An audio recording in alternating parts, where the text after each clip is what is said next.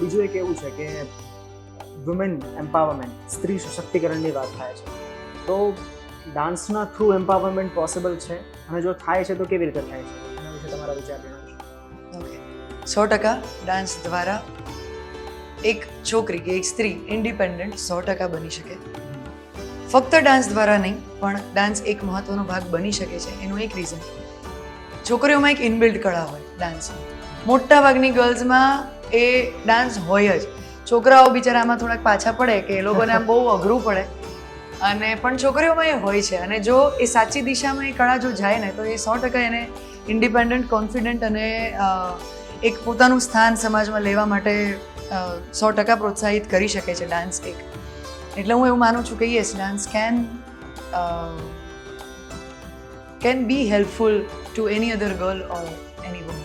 એમ્પાવરમેન્ટની વાત કરીએ છીએ, સ્ત્રી સશક્તિકરણની વાત કરીએ છીએ, શું વુમનને, સ્ત્રીને ખરેખર સશક્તિકરણની જરૂર છે? ના, એક ચોખ્ખો જવાબ, સ્ત્રી સશક્ત જ છે. લોકો અને ભૂતકાળની ઘટનાઓ એવી થઈ હતી કે જેને કારણે સ્ત્રીને અશક્ત માનવામાં આવે છે, પણ સ્ત્રી અશક્ત છે નહીં. જો એને સાચી દિશા, સાચી છૂટ અને સાચો સપોર્ટ એટલું મળે તો સશક્તિકરણ કે આવા કોઈ જ સ્લોગનની પણ કોઈ જરૂર નથી. એને જીવવા તો જેવી રીતે એને જીવવું છે, રાઈટ? એટલે સ્ત્રી સશક્ત છે, અશક્ત લોકો માને છે.